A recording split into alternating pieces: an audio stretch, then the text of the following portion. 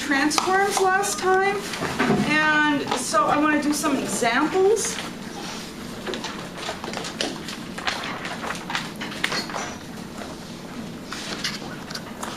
So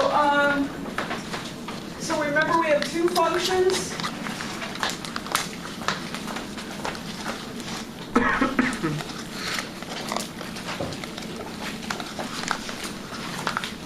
Two functions, f of x and g of alpha.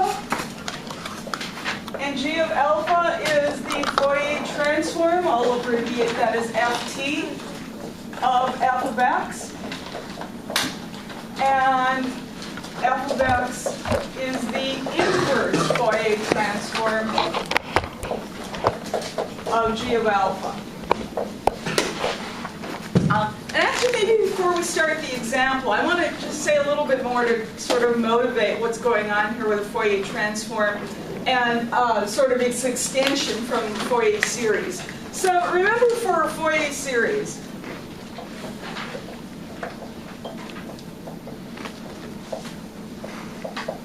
think about the complex exponential form of the Fourier series. So remember, multiplying the complex exponential, there were those coefficients, we called them c sub n's. So imagine that you kind of made a graph of c sub n as a function of n. Of course, n is an integer, right? It labels which term in the Fourier series you're looking at. So for integer values of n, like 0, 1, and actually, of course, this could be negative integers as well, so it can extend down to -1, -2, etc. So, you know, each coefficient will have a certain value. So imagine you plotted that, right? Whatever C naught is, you put a dot right there on that relevant height on that n equals 0. For C sub 1, again, it has some value. You put a dot indicating that value on the vertical axis. Similarly, for C sub 2, you put a dot indicating whatever the value is, right? That value on the vertical axis. And of course, the same for the negative ones. And so you have a bunch of points like this. And remember that what we did in going from Fourier series to a Fourier transform is we argued that if f of x is not a periodic function to begin with, which means, of course, we can't do a Fourier series for it, then we said instead of just integer multiples of a fundamental frequency, and remember n is that integer multiple, we allowed n to become continuous. So it would have any value, not just an integer value. So in a way, what we're doing when we go from Fourier series to a Fourier transform, this graph, instead of being c sub n versus n, will become a graph of g of alpha versus alpha.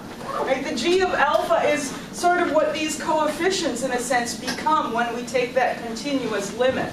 And of course, alpha can have any value, right? Not just integers. So, you know, there will be some sort of graph for what g of alpha looks like. In a sense, it's sort of like filling in the gaps between the dots on this graph, right? So that's, again, perhaps a way that might be instructive to think about it. Anyway, so remember our basic Fourier transform equations?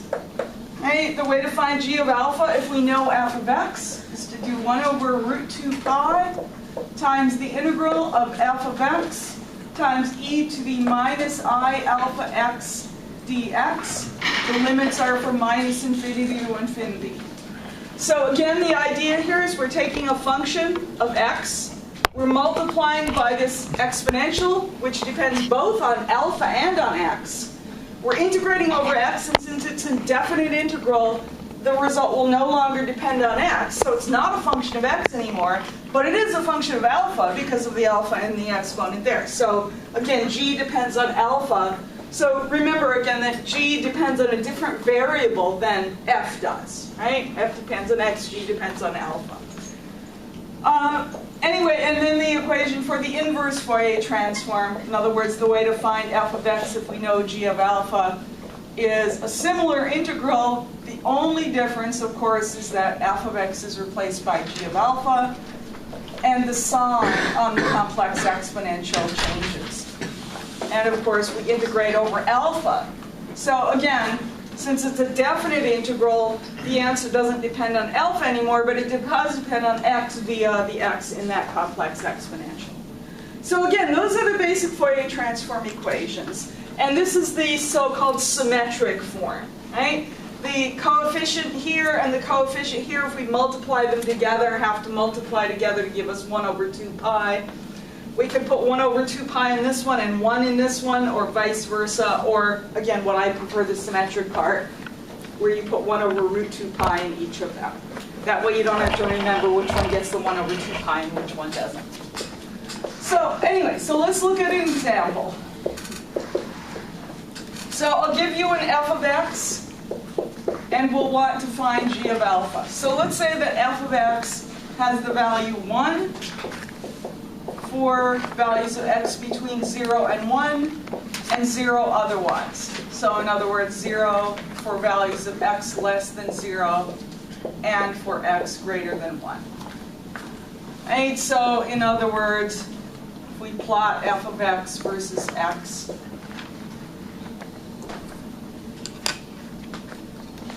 it looks like this, right? The height here is 1, here's 0, and here's 1 on the x-axis. Okay, so it looks kind of like the square wave we had earlier, except it's not a wave, right? It's not periodic. It just has the one square bump in it, and that's it. Should it be 0 less than or equal to x, less than or equal to 1 then? Because at 0 they're 1. Well, at 0 it's discontinuous. Okay. Right? And at 1 it's discontinuous also. Okay, so I gave us a pretty simple f of x, and of course the simpler the f of x is, the easier it's going to be to do this integral to find g of alpha.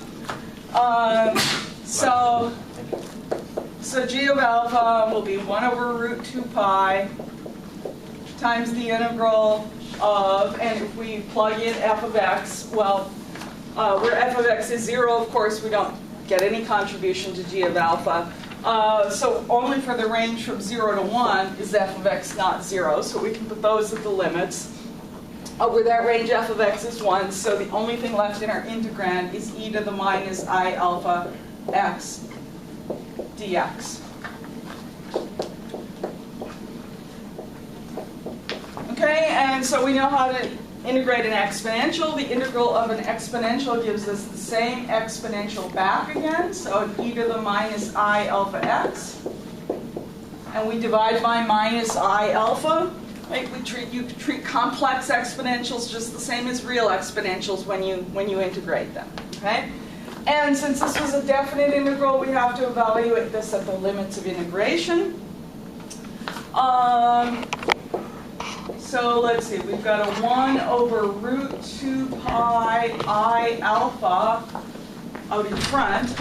And now we're going to plug in x equals 1 from the upper limit, so that will give us e to the minus I alpha minus, then from the lower limit, plugging in x equals 0, we have e to the 0, which is 1, so just minus 1. And if you prefer, I mean, that's a perfectly good way to leave the answer, but if you prefer, you can write the complex exponential in terms of sines and cosines. So an alternate form for the answer, and minus 1 over root 2 pi I alpha. And then e to the minus I alpha, remember, is cosine alpha minus I sine alpha. Okay, so that's minus 1. Okay, so that's the Fourier transform. Now, perhaps this example is not particularly instructive in terms of giving you a feeling for anything, although, you know, we've gone through the manipulation, obviously. But let's look at another example that's closely related to this example, where I think the result will mean something to you.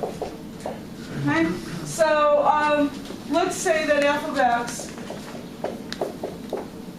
again is equal to 1 over a certain range, but let's say this is for values of x between minus L and plus L, where L is some constant.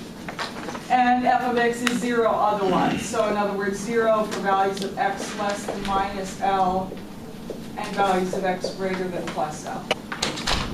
So again, this is a sort of a step function, I guess you might want to call it, or something that has kind of a rectangular box shape to it. Right, between x equals minus L and plus L, the value of f of x is equal to 1 and 0 otherwise. Okay? So again, all I've done, I mean, this is obviously a very similar function to this. Basically, what I've done here is I just made it an even function by putting x equals 0 in the center of that square bump. Okay? So anyway, g of alpha, again, it's 1 over root 2 pi times the integral of f of x times e to the minus I alpha x dx, integrated from minus infinity to plus infinity. So the only range over which f of x is non-zero is between minus L and plus L. So we'll have the integral from minus L to plus L of e to the minus I alpha x dx, right? Because f of x is 1 over that range. That's the same integral as over in the previous example. We've just got different limits. So once again, we have minus 1 over root 2 pi I alpha times e to the minus I alpha x. And now we evaluated those limits.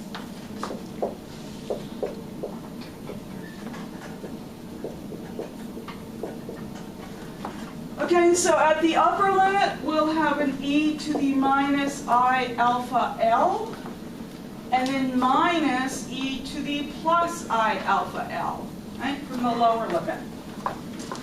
Well, this looks very suggestive in the sense that maybe we should write this as a sine of something. Remember that the sine of x is e to the ix minus e to the minus ix over 2I. Right, so if these were subtracted in opposite order, right, which actually we could do by bringing in the minus sign, that looks like a sine of alpha L. We've got the I out in front, put the I down here, and if we multiply top and bottom by root 2, then we'll have a 2 in the bottom, which we can use for the 2 in the definition of sine. Okay, so in other words, let's see, if we bring in the multiply top and bottom by root 2, I'll leave the square root of pi out in front, and the root 2 combines, that I multiplied top and bottom by, on the bottom combines with this to give us 2I, which I put in there. I'll use the alpha out in front. And I'll use that minus sign to change the order of these two terms. So this is e to the I alpha L minus e to the minus I alpha L. And now the quantity in parentheses looks like the sine of alpha L. Right? So g of alpha, in other words, looks like the square root of 2 over pi times the sine of alpha L over alpha.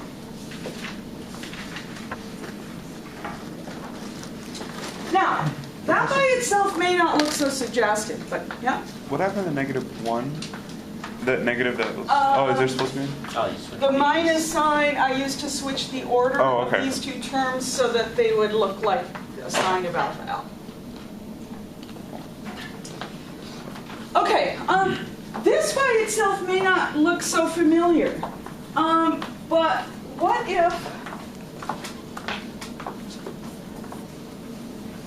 you make a graph of it?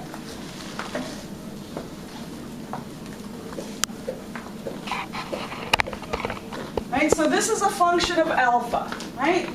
So if we made a graph of g of alpha versus alpha, it's going to look a little bit like a sine curve, so it's going to start at the origin and wiggle, kind of like a sine. But since that sine alpha L is divided by alpha, right, as alpha gets bigger, the amplitude of the oscillations is going to get smaller.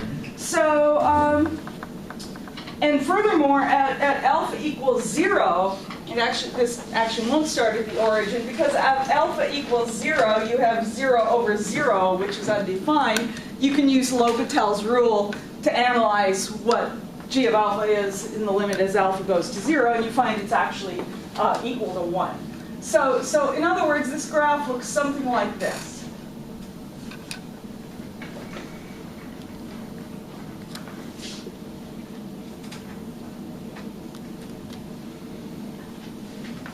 Right? It has wiggles like a sine, but the amplitude that wiggles gets smaller as the absolute value of alpha grows, right? As alpha gets big in either direction.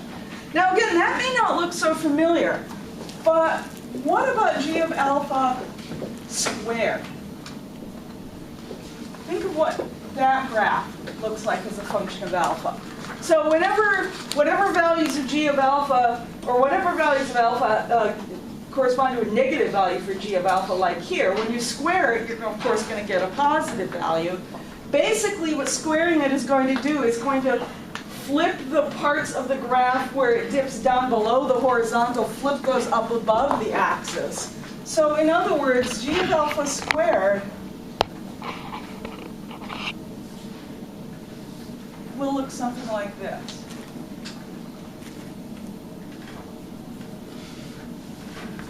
Now, does that look familiar? Does that look like a function you remember seeing before? Garrett's nodding. Where have you seen this before? Well, it's very similar to a ball bouncing. That's what I was thinking, the representation of that. It's also... Maybe, although that's not the example I was thinking of. It's certainly when a ball bounces, and the amplitude of the bounce is going to decrease each time because of basically friction and air resistance and things like that. I was thinking of a different function, something else actually. Somebody else? The diffraction of light to a... Right. Remember a single slit diffraction pattern, right? From Physics 223? Remember, if you have light coming through a narrow slit, right? You have an opaque wall here with a narrow slit, and here's light coming in from preferably coherent light from a laser or something like that. You have a screen over here that you look at the pattern of light on. That's kind of an edge view, but if you look at the front view of that screen, remember you'll see, what I'm filling in here is now what you'll see lit up. Right? So it's kind of like a negative of what you see. You'll see a big bright spot in the middle, and then alternating bright and dark spots going off to each side, and they'll get fainter and fainter as you move off to the side, right? I'm sure you remember seeing this in 223 lab, okay? And if you go along in this direction, across the pattern like that, and you make a graph, and let's define the center here to be, we'll suggestively call it alpha, is the dimension as we're going across this way. Alpha equals 0 will define to be right at the center of the bright diffraction maximum. And if we plot the intensity of light, the brightness of the light, in other words, as a function of alpha,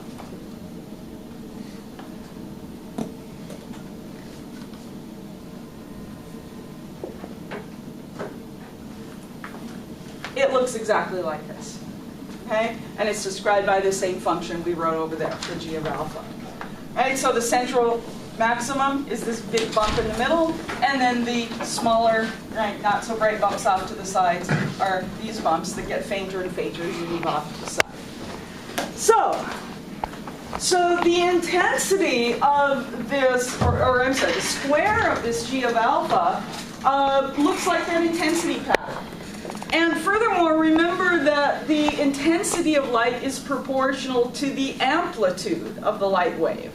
Right? So maybe you could say the amplitude of the light wave, the amplitude of light at a given point on the screen, if you again define alpha to be your dimension as you move across the screen, the amplitude, g of alpha, again, agrees with the g of alpha we've calculated here. And think back to what the f of x represents. You can think of the f of x as representing the shape of the slit. Okay? The slit lets through 0 light until you reach the edge of it. and then it lets through all the light until you reach the other edge, and then it lets through none of the light as you go past that. So again, you're actually looking at the actual wall with the slit in it.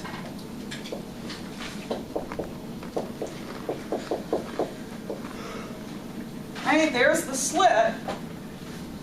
Think of x as the variable as you cross here, go across here, and think of then f of x as the fraction of the light that gets through.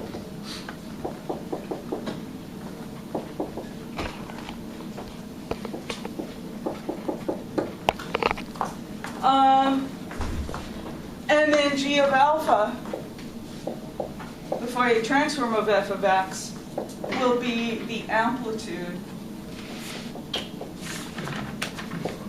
of the light on the screen. Right, so then, of course, the square of that is going to give you the intensity. Right? So here's one physical example of what Fourier transforms, what one of their physical applications is. Okay? And so it's true in general that if you have some slit in a diffraction experiment whose shape is defined by some function f of x, that the g of alpha then will describe the amplitude of light you're going to see on the screen when you look at the diffraction pattern caused by light going through that slit. And the square of that then will be the intensity of the light on the screen. Okay? By the way, you can also define 2- and 3-dimensional Fourier transforms. I mean, back in Physics 223, when you did a lab where I think you looked at patterns like this, you probably also looked at the pattern not only for a long, narrow slit like we talked about here, but you looked at the diffraction pattern you would see with a circular aperture, with a square aperture, with maybe apertures of some other shapes also. I know we have a little slide we use in our labs that has those different shapes. Some of them are actually quite pretty patterns. So in each case, the pattern on the screen, right, the intensity of light on the screen will be the square of the Fourier transform of a function that describes the shape of your slit.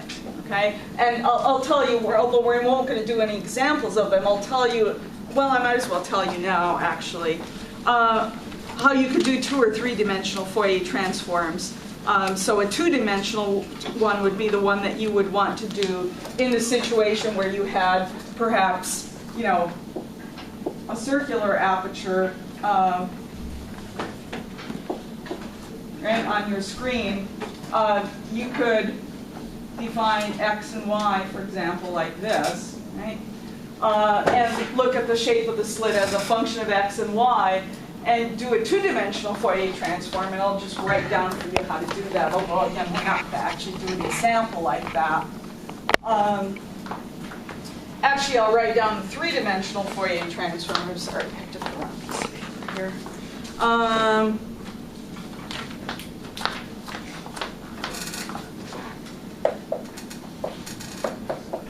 So the equation for a 3-dimensional Fourier transform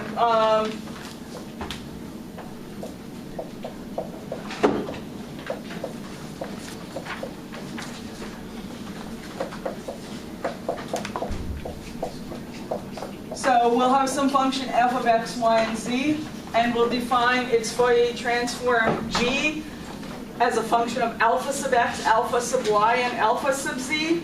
And the way the equation for it is that g of alpha sub x, alpha sub y, and alpha sub z is equal to 1 over 2 pi to the 3/2. You basically, for each of your dimensions, get a factor of 1 over root 2 pi. So with all 3 dimensions included, you have a 3/2 power. And you're going to have a triple integral. You're going to take the function f of x, y, and z. And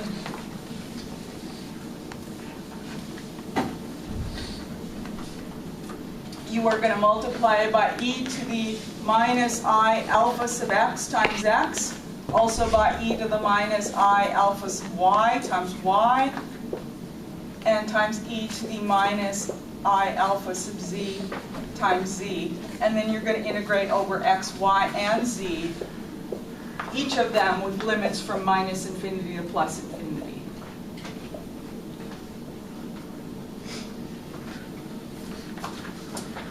Another way you can write this, by the way,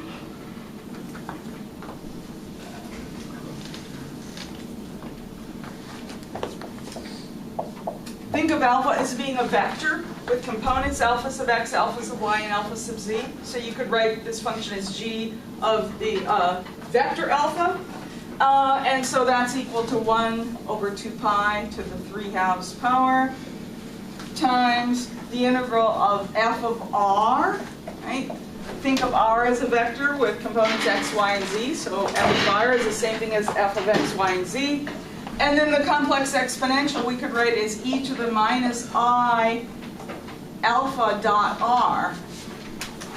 Of course, alpha dot r would give you alpha sub x times x plus alpha sub y times y plus alpha sub z times z. And then you could break those exponentials up to get the 3 exponentials we had right there. And then the dx, dy, and dz will often write as d cubed r. Parentheses. And we'll usually just write a single integral sign in that case. Okay. So that would be the Fourier transform equation in 3 dimensions, and the inverse Fourier transform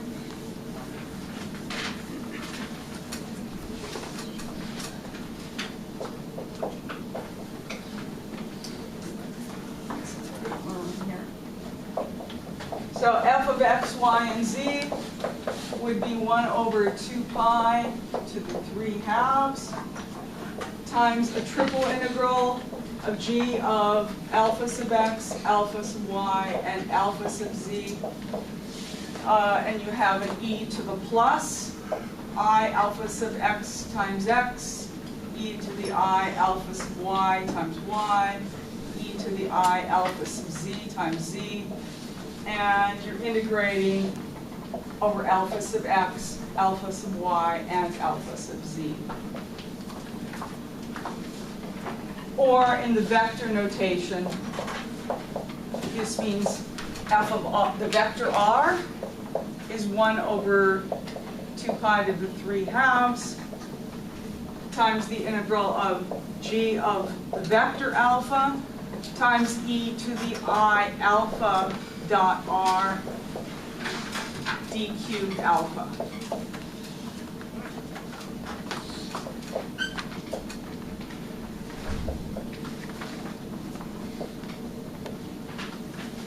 Okay, so that's the 3-dimensional Fourier transform. And like I said, you obviously have a 2-dimensional Fourier transform.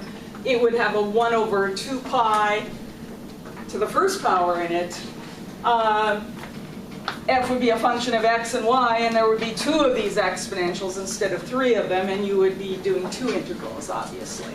Right, so again, that would describe, right, if you have a slit with a certain shape, whose shape is described by the function f of x and y, the function g of alpha sub x and alpha sub y would then be the amplitude of light on the screen that you would see in the diffraction pattern of that slit.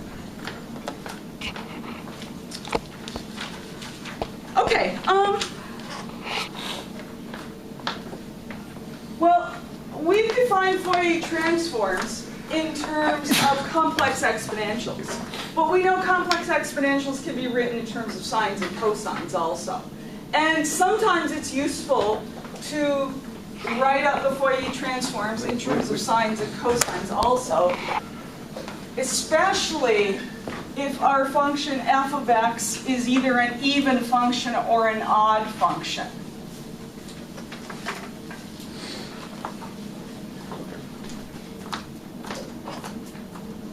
Okay, so to see where that's going to take us, let's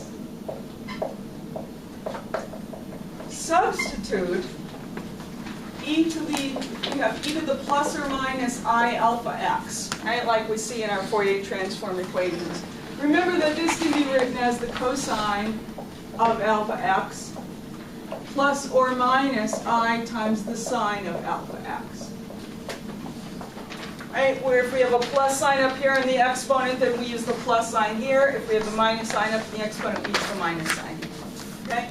So let's substitute this into our Fourier transform equations. Okay, so our equation for g of alpha in terms of f of x, I'm going back to the one-dimensional Fourier transform here now. So we have 1 over root 2 pi times the integral of f of x times e to the minus I alpha x dx from minus infinity to infinity, right? That's the basic Fourier transform equation. So let's do this substitution for e to the minus I alpha x. Yeah? What's the first symbol on e to the what? I alpha x? E to the plus or minus I alpha x, right? Plus or minus we write as a plus sign on top and a minus sign on bottom. And whenever you see that, I mean, this is two equations rolled into one. This is a way of writing the equation e to the plus I alpha x equals cosine alpha x plus I sine alpha x. And e to the minus I alpha x is equal to the cosine of alpha x minus I times the sine of alpha x. Right? That's a way of writing those two equations in one equation. Right? It means if we use the top sign there, the plus sign there, we use the plus sign right over here. If we use the minus sign there, we use the minus sign here. Okay?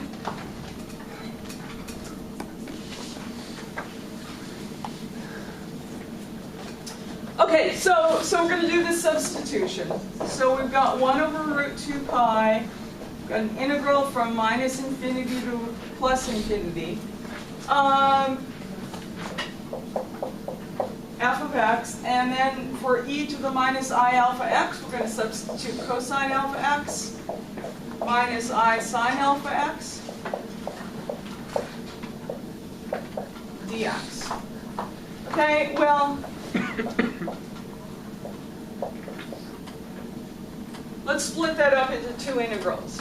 Right? We'll have one integral that has an f of x times cosine alpha x dx minus I times another integral which has f of x sine alpha x dx in it.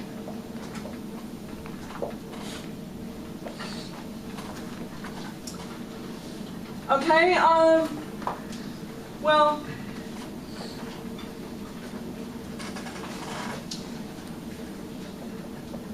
let's look at the example where f of x is an even function. Right?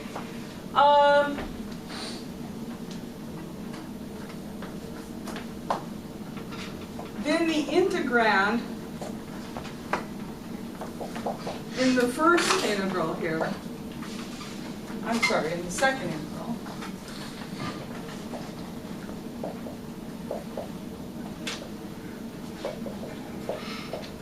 is going to be an odd function, right? Because f of x is even, but sine alpha x is an odd function of x.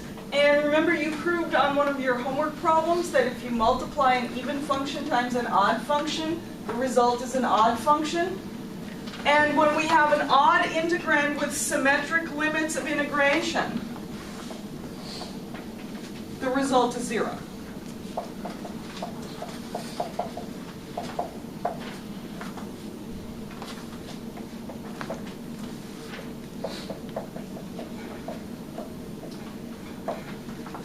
Okay, so if f of x is even, this integral is 0.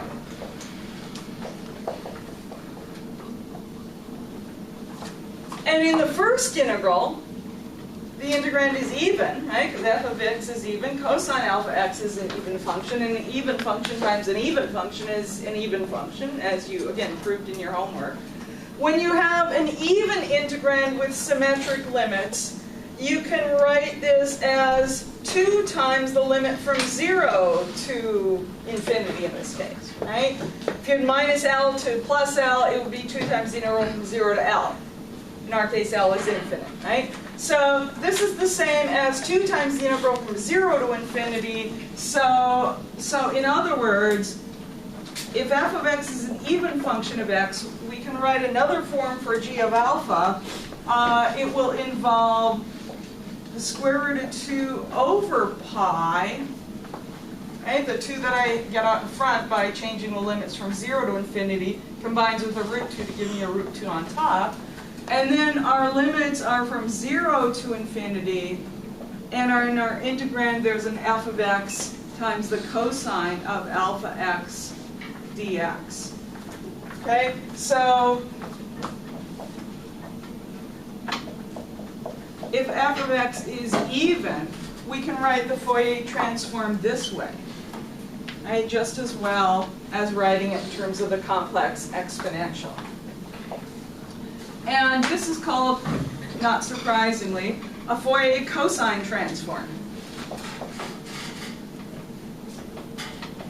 Right? When you hear the term Fourier transform, that's all it says. The assumption is it involves a complex exponential. But this is a Fourier cosine transform, which you can do for the case of f of x is even. And in this case, it's also going to turn out that g of alpha is an even function of alpha. Okay?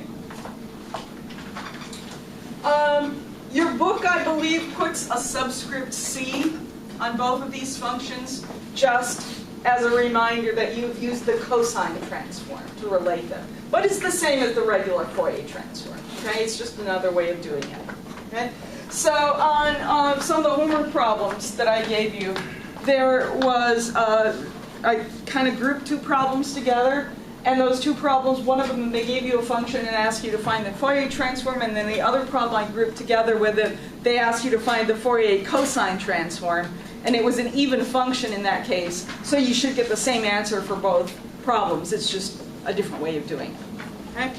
I should also mention that there are some misprints in your book. Well, let me finish the next little topic, then I'll tell you what the misprints are. You might guess that there's something we can do similarly if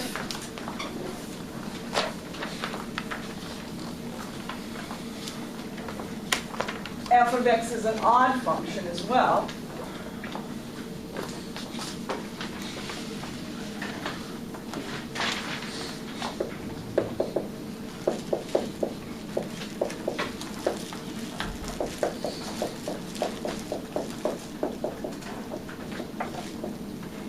If f of x is an odd function, then the first integral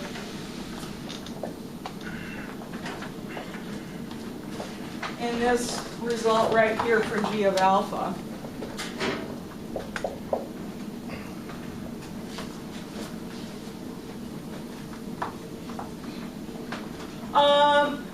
if f of x is odd, then in this first integral we have an odd function times an even function, because cosine alpha x is even.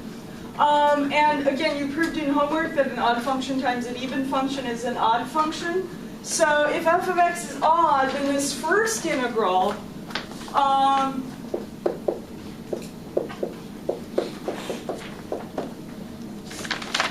has an odd integrand with symmetric limits of integration.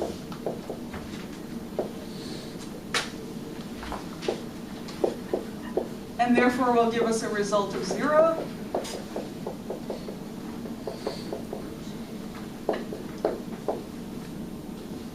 And the second integral has an even integrand because now f of x is odd, sine alpha x is odd also. And again, you proved in homework that an odd function times an odd function is an even function. So in the second integral, we have an even integrand, and again, symmetric limits.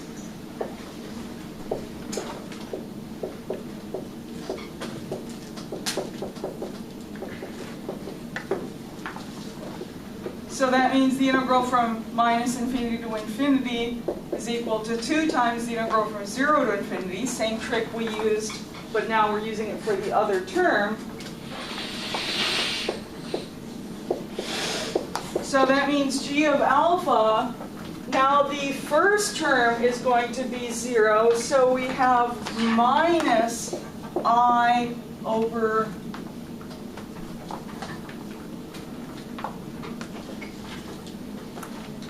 root 2 pi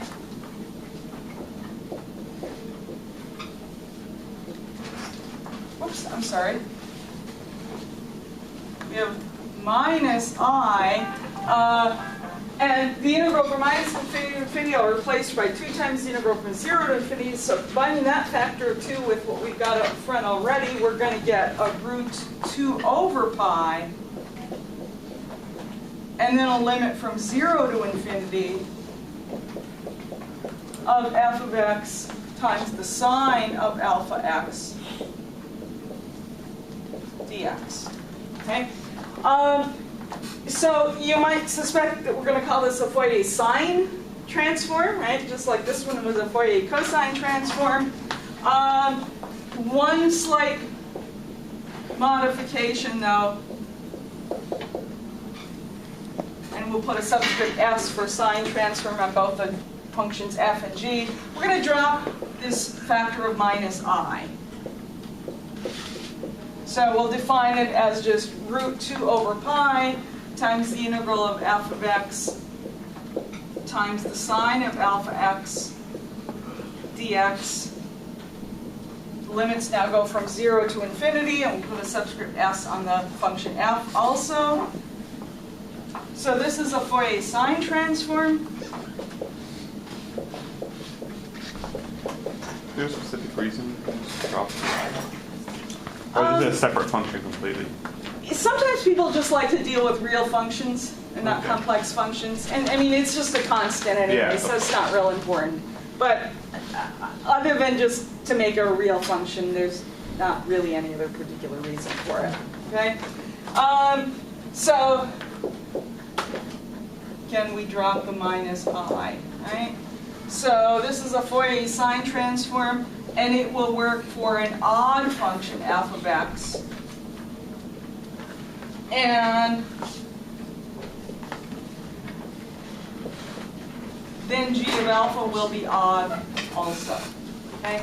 And I guess I only did this in one direction. I didn't write the inverse transform, and I didn't for this case either. So let's, for the case of an odd function, let's continue on and look at what happens with the inverse Fourier transform. Yeah? Would g of alpha be even? No. No, It's because odd times odd. but that's just the integrand. Then you have to integrate it. Think of an example.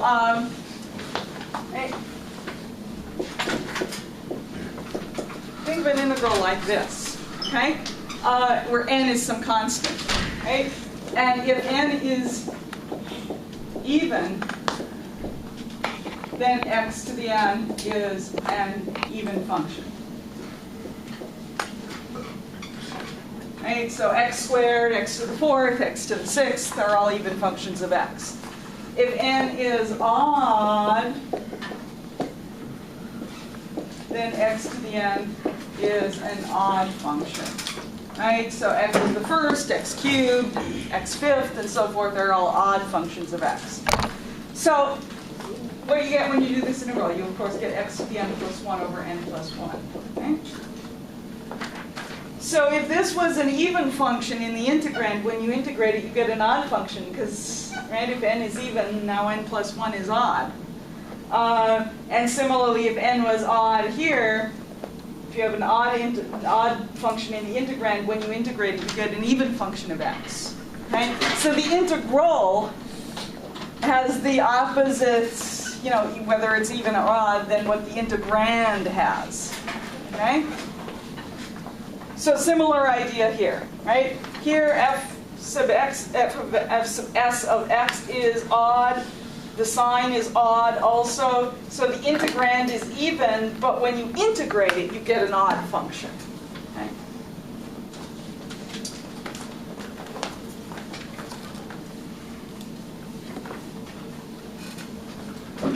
So anyway, let's look at the inverse Fourier transform equation, right? So the inverse equation said that, in fact,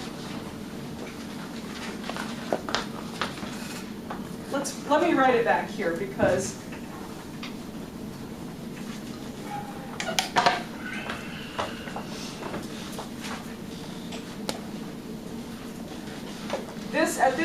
right here,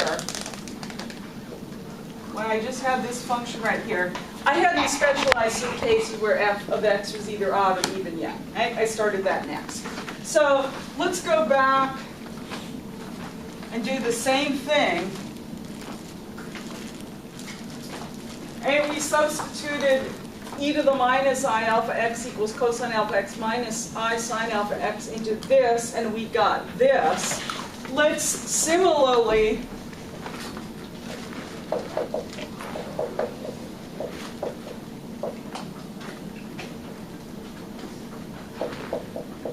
plug into the equation for f of x in terms of g of alpha. So that one had 1 over root 2 pi times the integral of g of alpha e to the plus I alpha x d alpha from minus infinity to plus infinity.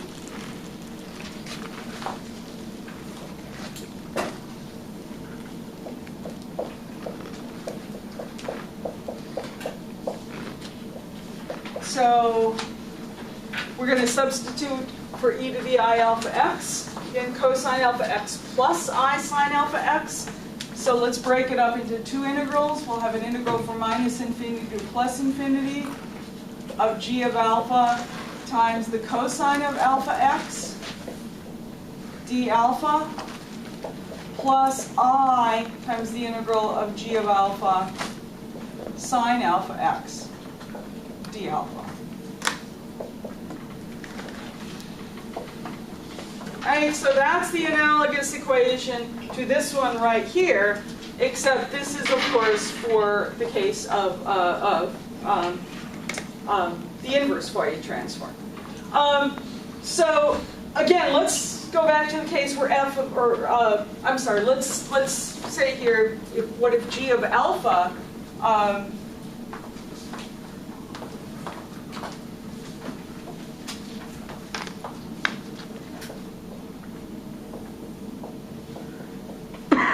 So I'm sorry, I mistakenly erased what I had here. I had written here that if f of x is even, then that second integral in this equation right here, this integral right here, this term gave us 0, right? Because it had an odd integrand with symmetric limits. And the first integral, I made 0 to infinity, brought a factor of 2 up front. That gave us this right here. Let's similarly look at this under the conditions where g of alpha is an even function.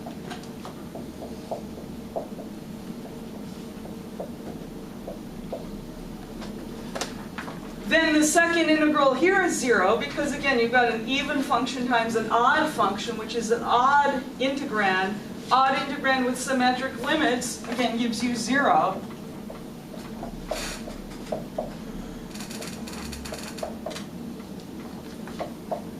And in the first integral, now we have an even integrand in that one, and with symmetric limits, so we can go from 0 to infinity as our limits, bring a factor of 2 out in front, and so that'll give us a formula for f of x, which is square root of 2 over pi times the integral of g of alpha cosine alpha x d alpha from 0 to infinity.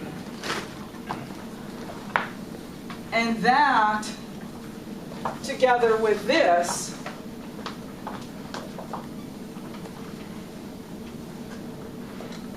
describe our Fourier cosine transform.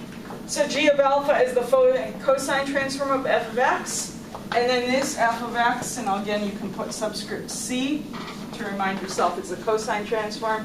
This is the inverse cosine transform. Okay?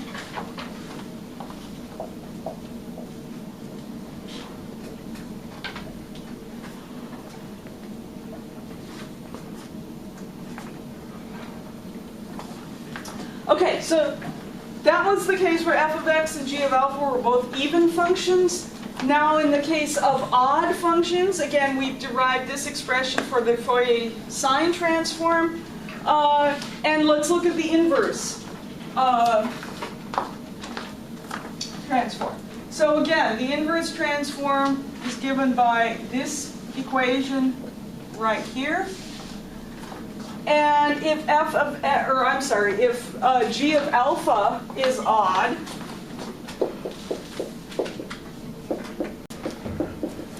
which will be the case if f of x is odd also, as we just noted.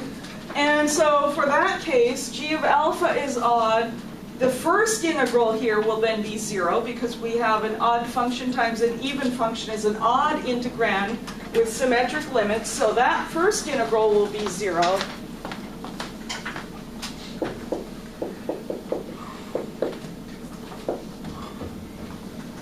So the first integral in our expression for f of x that we have over there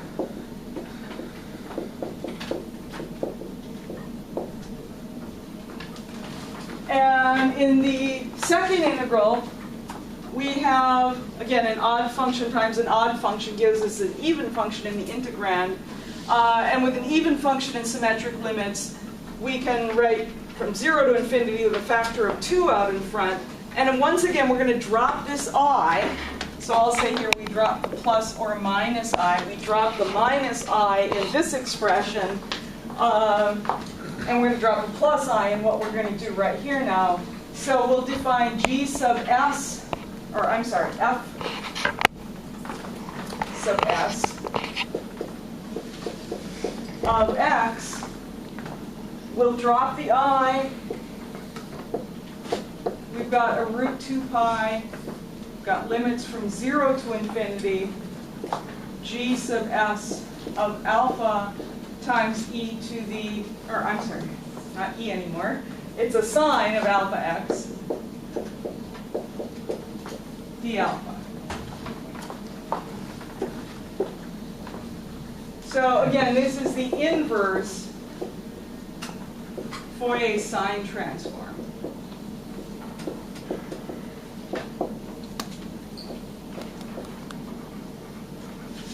Right? So that equation goes along with this equation. And again, this is for odd functions g of alpha and f of x. So you've got another pair of problems to work where you are given an odd function for f of x, and you're asked to find the regular Fourier transform, which means use the complex exponential form, and you're asked to find the Fourier sine transform, for which you're going to use I guess it'll be this one since you're given f and you want to find g. So you'll be using this one. Just remember when you do those two problems, your answer will disagree by that factor of plus or minus I, right? Because you've dropped that in the equation. But otherwise, they should agree. Now, as I mentioned, there are some misprints in your book. So let me point those out to you. Because if you take one of the equations from the book here, it could be confusing otherwise.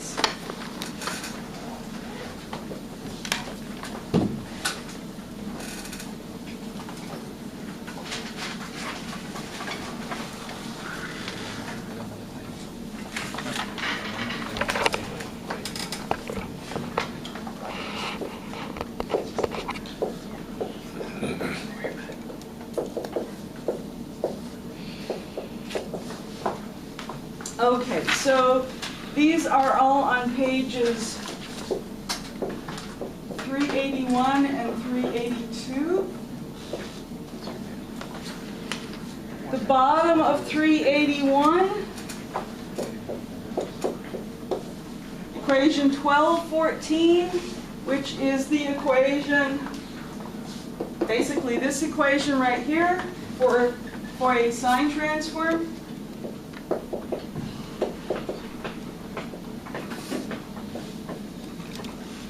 They've got actually both that equation and this equation, and they have written g sub s of x, and it's not a function of x, it's a function of alpha. Right? Remember our two functions, f of x and g of alpha, are functions of different variables, right? F depends on x, g depends on alpha. But they've written g of x mistakenly in that equation. It should be g of alpha instead. And then similarly, in equation 1215, which is the expression for the cosine transform, which is on the top of the next page. page 382. Again, in the first equation, right? This one was in the second equation.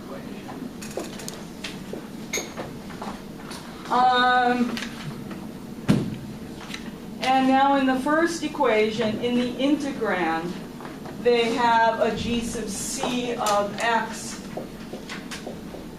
which again should be a g sub c of alpha.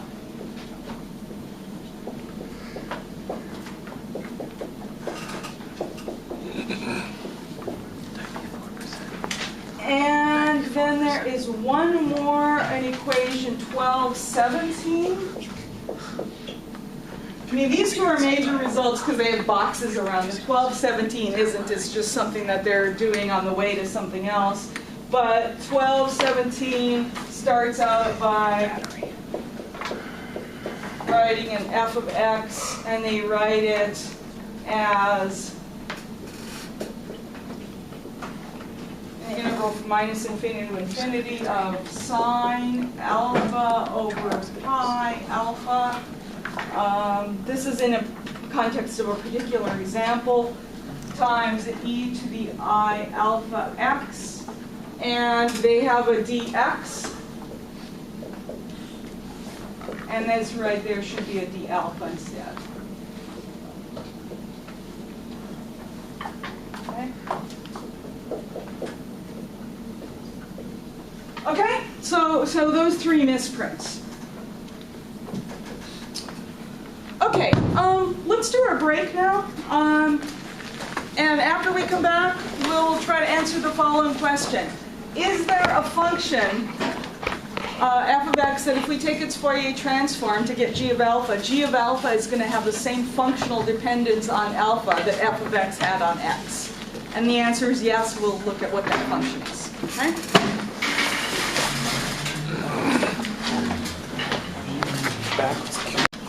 And in the second term, I'll have 2x naught squared I alpha x. Right? Because if I multiply the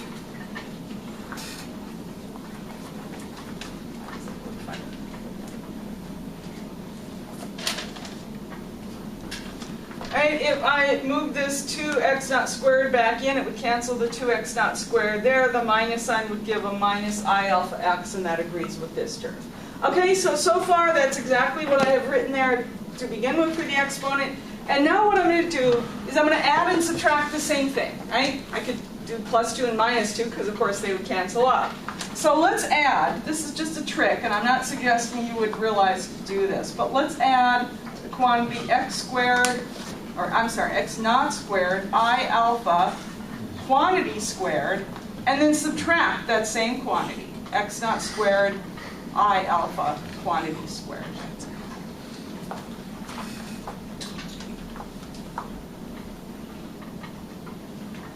Okay, and the last one, the minus this quantity, let's bring that term out in front and write it separately from the rest. You'll see why I'm doing this in a moment here.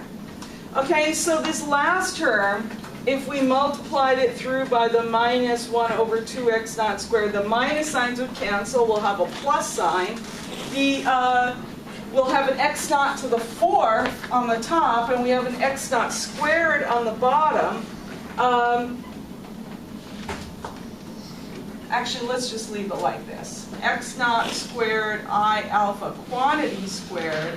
That's what I have from in here. The minus sign will cancel, but we'll leave the 2x naught squared like that out in front.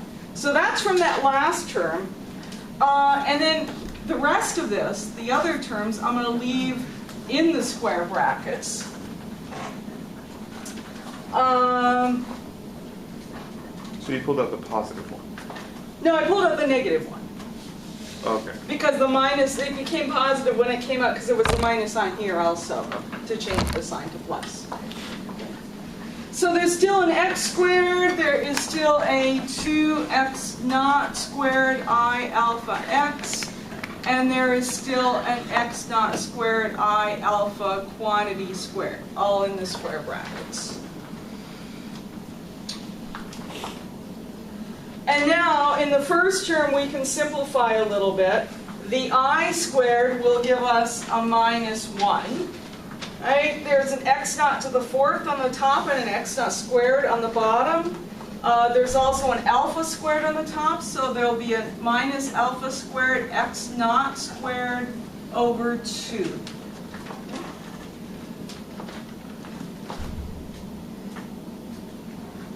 And the stuff that was in square brackets here, I can write as the quantity x plus I alpha x naught squared quantity squared. And the easiest way to see that is just work backwards, square this up. You get an x squared, which is right there. When you square this term, that gives you this term right here. Okay? And then you're going to get a cross term, which is 2 times this times this. So in other words, 2x times I alpha x naught squared, that's this term right here. Okay? So again, that was the exponent. Okay? And so the reason I wrote it that way is we can go back to this expression for g of alpha now. So we've got a 1 over 2 pi square root of x naught out front. We've got an integral from minus infinity to plus infinity. And now we'll have an e to this, right? And so an e to this whole thing I can again split up as a product of 2 exponentials. So there'll be an e to the minus alpha squared x naught squared over 2. Multiplied by another exponential, an e to the minus 1 over 2x naught squared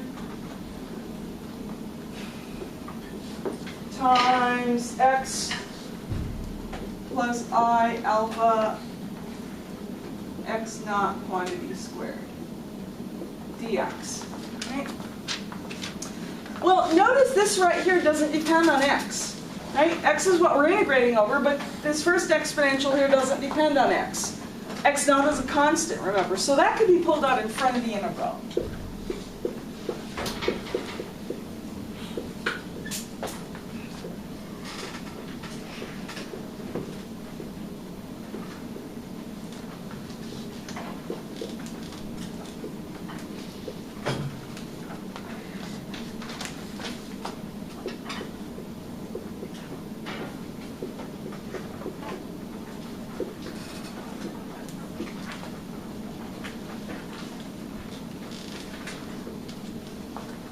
Now this is still not an easy integral to do, but the reason I wanted to go through what I did here is to at least show you this coming out in front, because this is going to be kind of important here in a moment.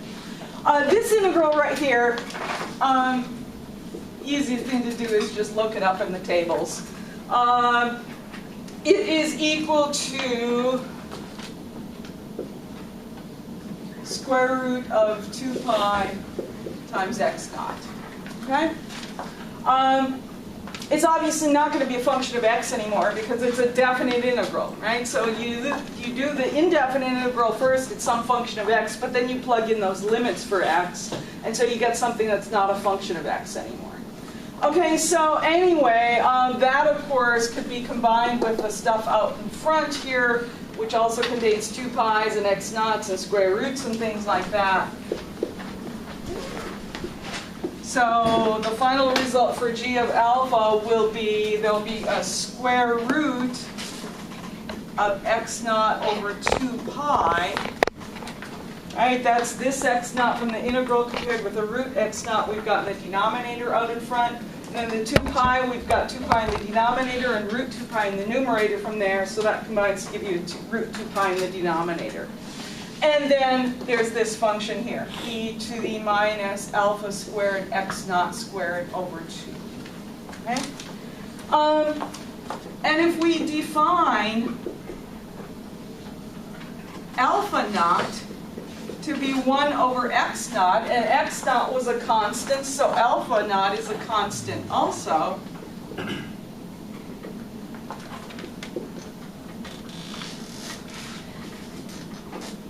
Then our function g of alpha is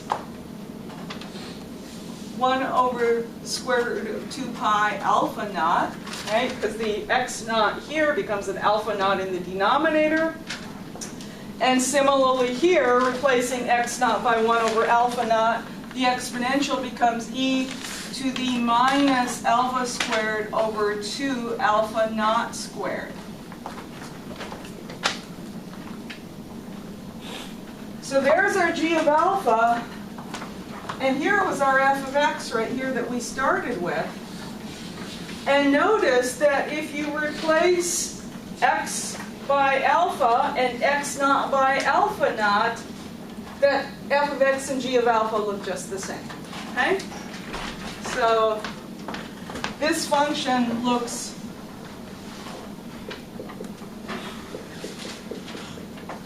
just like f of x, with, of course, x now being replaced by alpha.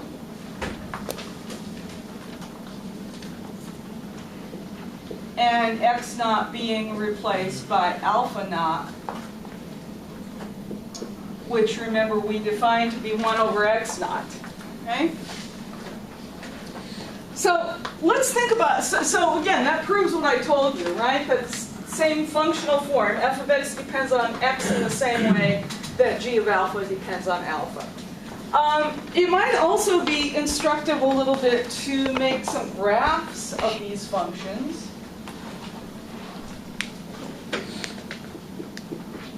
Right? F of x is a function of x. Of course, a Gaussian is something that's shaped like this, right? The famous bell-shaped curve, as it's sometimes called. And so g of alpha as a function of alpha is going to have a similar shape to it.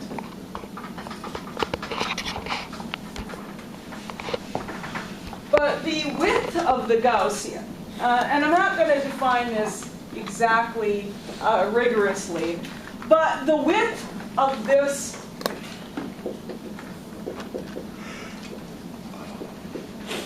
curve right here depends on x naught, and it's roughly, right, the bigger x naught is the wider, the more spread out that Gaussian would be. The smaller x naught would be the narrower it would be.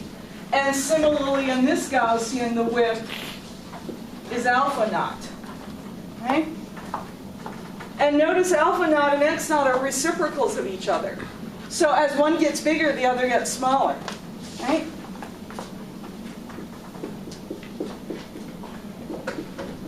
So as x naught gets bigger, I'll indicate that with an upward arrow, alpha naught is going to get smaller. So in other words, if you had an f of x that was a very narrow Gaussian like that, the g of alpha, that is its Fourier transform, would be a very broad one like that. And if f of x is a broad function of x, then g of alpha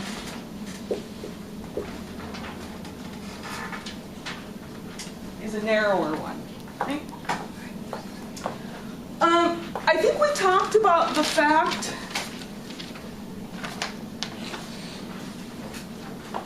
that x and alpha are conjugate variables.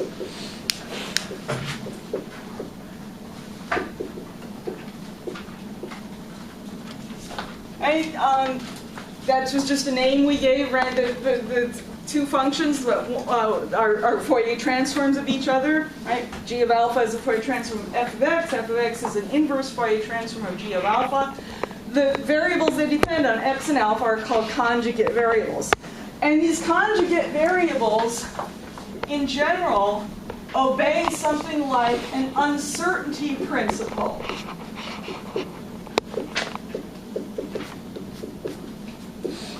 Okay? Remember the uncertainty principle?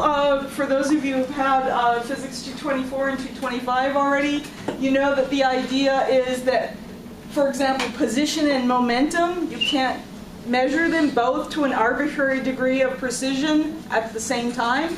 And if you measure one more accurately, you lose accuracy in the other one. Okay? that's true for any of these conjugate variables. They will always end up working that way.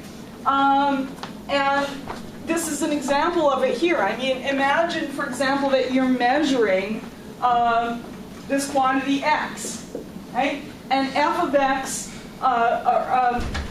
this is sort of a graph of maybe how often you measure a particular value. This is something like a frequency distribution, right?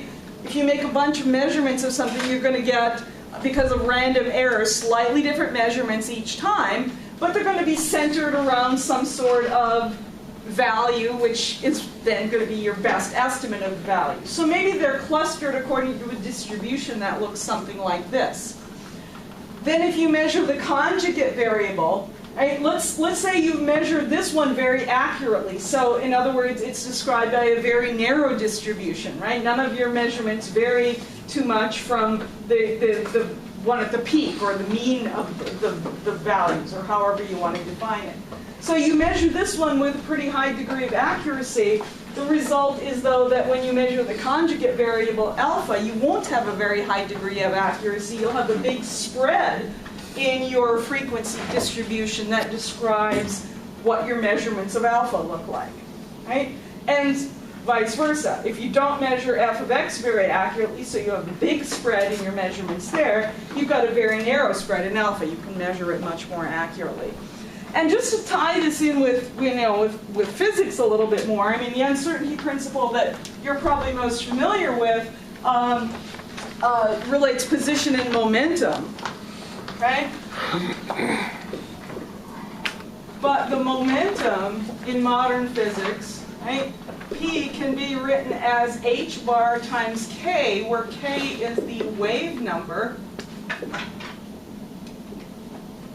and h bar, if you've forgotten or don't know, is an abbreviation for Planck's constant h divided by 2 pi. Point is, h bar is just some constant. So the point is, momentum is proportional to the wave number. So they're almost the same thing. They just differ by a constant. And our book used the notation x and alpha for these conjugate variables, but some books, and I think I mentioned this to you earlier, use the symbol k instead of alpha.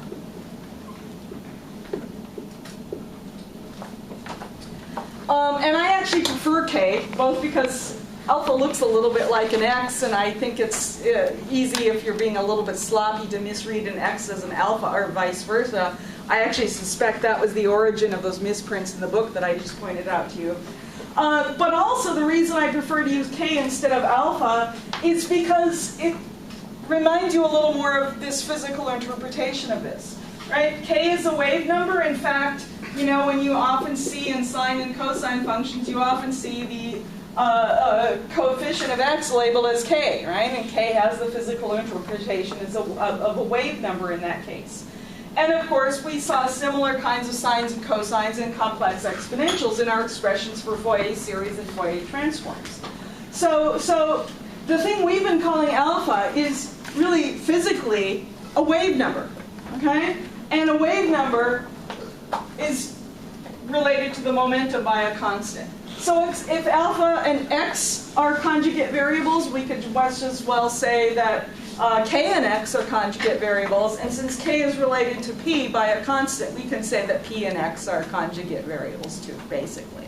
And so there is an uncertainty principle between them, like the one you've learned about in modern physics, right, which says that the uncertainty in x times an uncertainty in p is roughly h bar, right? And so since their product is roughly constant, if the uncertainty in one gets bigger, the uncertainty in the other one gets smaller, right? Which is sort of exactly what we described right here. Okay, that is pretty much all we're going to do with Fourier transforms. And so let's move on to talk about integral transforms in general, and then that'll lead us into Laplace transforms.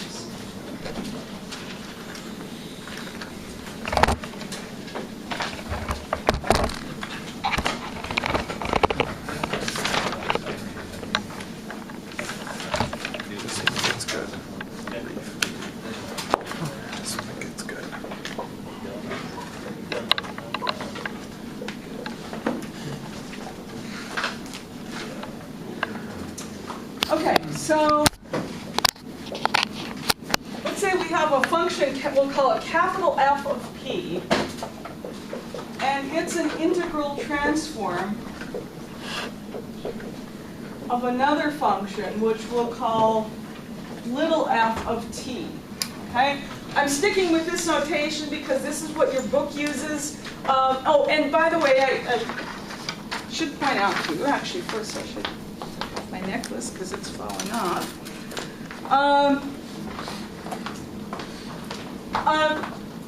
In terms of the book, okay, this material is in Chapter 8,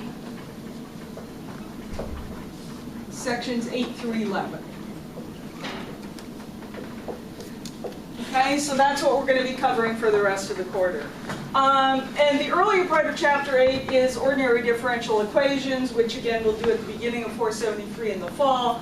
But Section 8 starts with integral transforms. You don't need to know about differential equations to understand this. I'm not sure exactly why they put it in this chapter. The only reason I can think of is because Laplace transforms, which are a type of integral transforms, like we've said before, can be used to solve differential equations. And we'll talk about how to do that next time.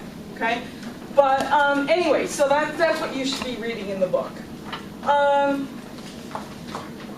So you could think of f of x if you want to use the same notation that we use for Fourier transforms.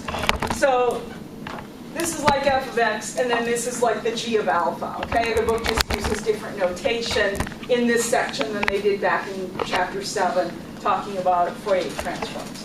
So anyway, the definition of an integral transform is we find this function, capital F of p, by doing an integral of little f of t, and then there is some function, we'll call it h, which depends on both t and p. Right? Notice these two functions, f, little f and big F, depend on different variables. Okay? Again, like in Fourier transforms, f of x and g of alpha. Right? One depends on x, one depends on alpha. Here, one depends on t, one depends on p. This function h depends on both of those variables, t and p. And then we're going to integrate with respect to t with limits from a to b, where a and b are some constants.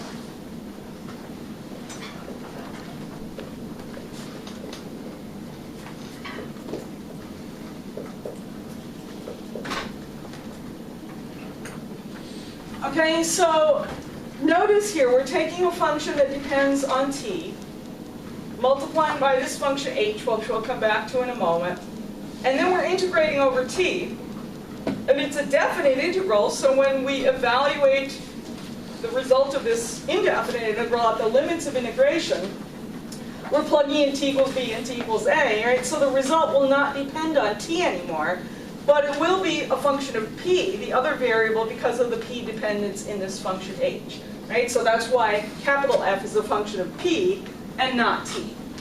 Okay, so this is the general definition of an integral transform. And there are several types of integral transforms, and the type depends on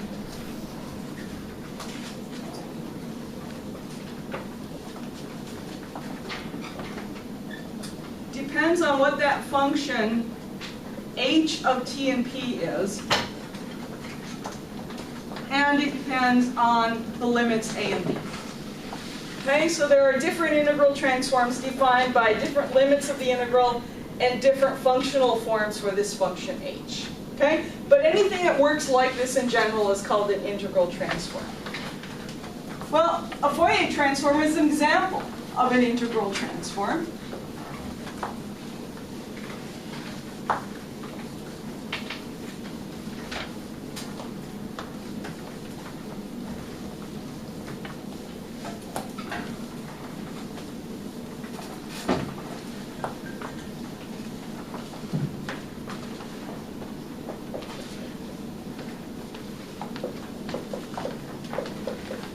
So for a Fourier transform, we said g of alpha was equal to 1 over root 2 pi times the integral from minus infinity to infinity of f of x times e to the minus I alpha x dx. Okay? So, in other words, a Fourier transform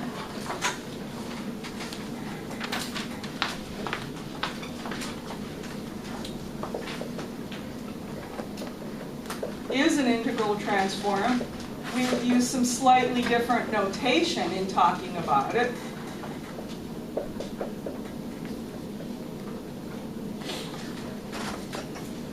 Right, the variable that we'll call t over here in our general definition is replaced by x, the way we've written it here, right? Little f depends on t over here, but on x over there. And the variable we called p over here in our generic integral transform we called alpha over here. Okay?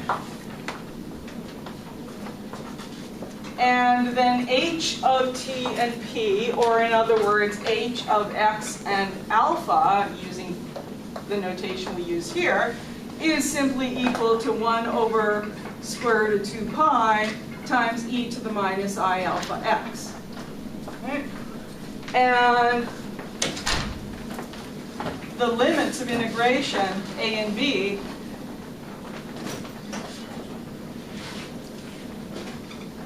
are simply minus infinity and plus infinity for the Fourier transform. Okay? So a Fourier transform is a type of integral transform. Okay? But there are other integral transforms too. And in fact, the two variables, t and p, right? Little f is a function of t, big F is a function of p. T and p are conjugate variables.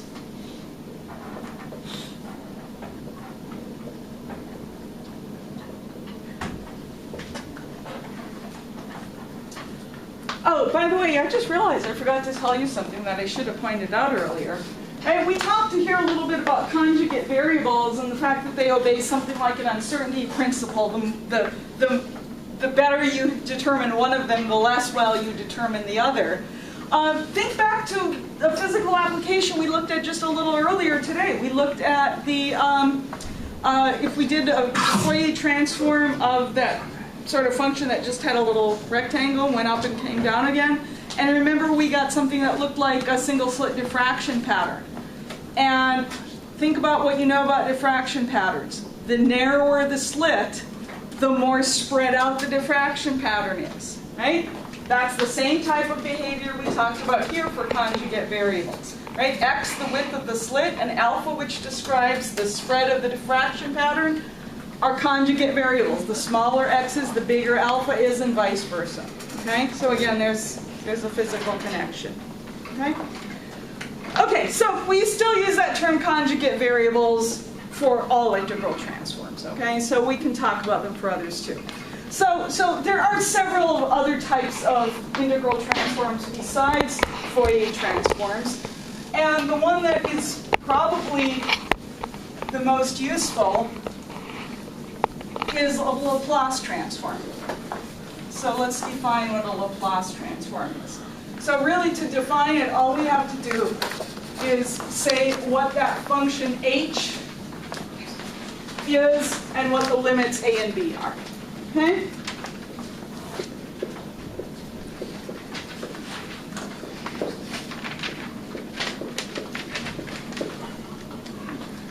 Okay? So we'll use the same notation we did for integral transforms in general. We'll say capital F of p is the Laplace transform, or LT for short, of little f of t if they are related in the following way. Capital F of p is an integral of little f of t times e to the minus pt dt from 0 to infinity. Okay? So in other words, a Laplace transform is an integral transform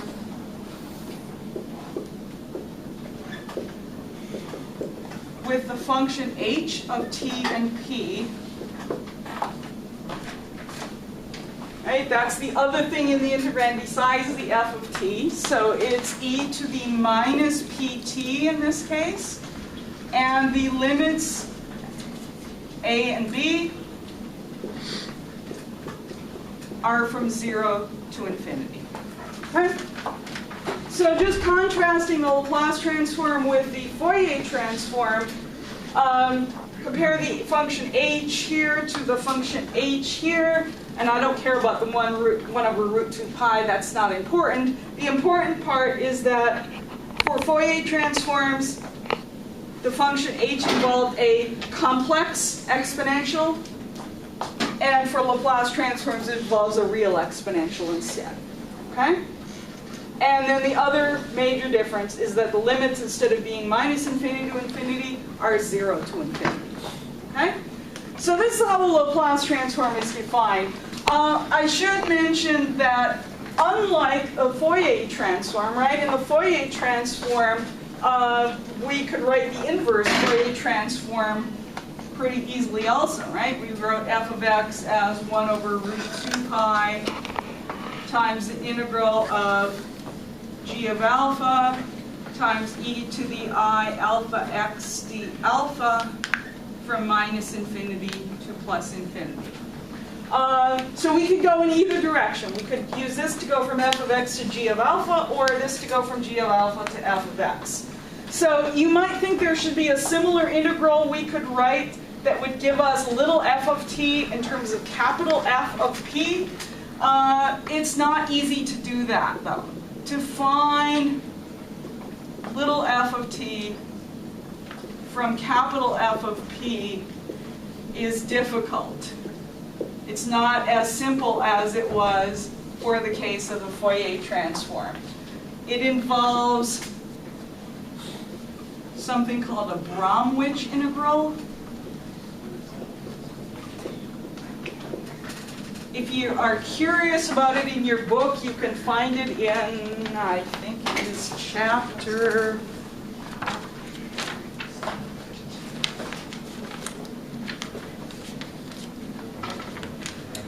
14.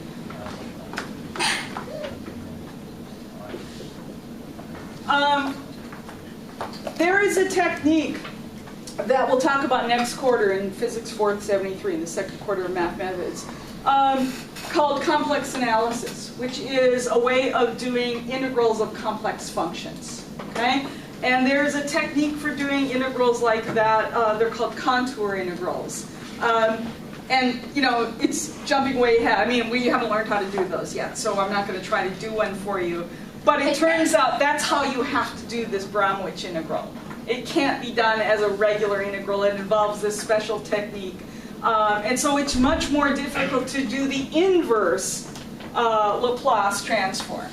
Right? What we're describing here is an inverse Laplace transform. Right? How to find little f of t if you know big F of p. The reason it's so difficult is not so much because of what this function is, but because of the limits. The limits being 0 to infinity instead of minus infinity to plus infinity like they were for the Fourier transform results in these difficulties, okay, and makes this integral much more difficult to do. So we're not going to try to do an inverse Laplace transform. But this is the definition of the regular Laplace transform, okay?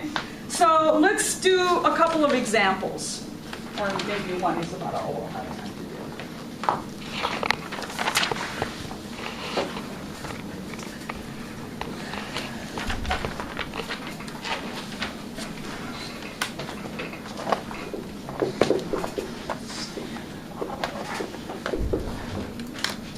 Okay, let's say our function f of t is equal to 1.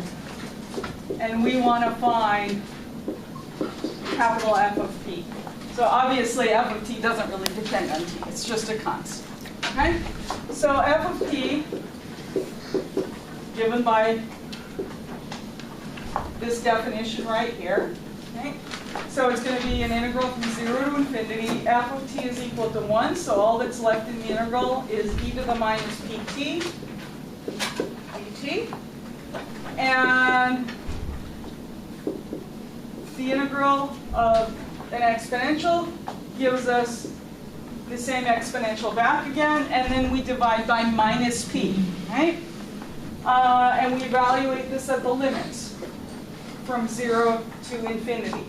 And remember, it can sometimes get confusing because you've got two things which you think of as variables, right? You're thinking of f as depending on t and capital F as depending on p. And when you do an integral, since, and this was true for Fourier transforms as well, right? This integral you were integrating over x, and this one down here you were integrating over alpha. It can be easy to forget what you're integrating over when you go to evaluated limits. So I sometimes like to write, just to remind myself, in this case, it's t and not p, right? Because we're integrating with respect to t. So it's t for which we plug in those values, not p. Okay, so anyway, so we've got a minus 1 over p out in front, and we have an e to the minus p times infinity minus e to the minus p times 0, right, when we plug in the limits. Well, okay, this is just e to the 0, which is just 1. And this, if p is positive, okay, then this will be e to the minus infinity, which is 0. Got to be careful, though, because if p were a negative number, right, then this would be e to the plus infinity, okay, and so it wouldn't be 0. But anyway, if p is positive, then, again, this term gives us 0, this term gives us 1, so the result is 1 over p. If, actually, we really should say if the real part of p is positive, because p could be a complex number.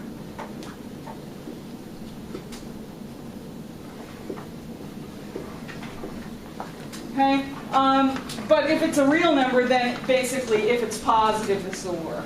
Okay, and if it's complex, if the real part of it is positive, then that will make this 0. Right? That's what the result here depends on. So for the function f of t, just equal to 1, just a constant. Capital F of p, its Laplace transform is 1 over p. Okay, we'll do another couple of examples next time, but I would also like to point out to you that there are tables of both what f of t and capital F of p are at the end of chapter 8 in your book. And these are on pages 469 to 471. And by the way, I will give you copies of those pages when you take the final exam because you may need them. This entry is L1 in that table. Okay? They call them L1, L2, L3, and so forth. L, I guess, just for Laplace transforms. So if you look up in that table, the first entry, you'll see f of t is 1, and the f of p that goes along with it is 1 over p. Okay? Professor, is the final going to be cumulative, or is it just going to cover Yes, it will be cumulative, but there will be more emphasis on the stuff after the midterm. Okay, so for our cheat sheet that we're going to have, we should still have the cylindrical conversions and all that stuff? Yeah, so I will still give you the same handout with the curls and divergences and stuff in the different coordinate systems. I'll give you that handout again, plus the handout of the Laplace transforms that I just referred to. Okay. But yeah, on your cheat sheet, you should include stuff related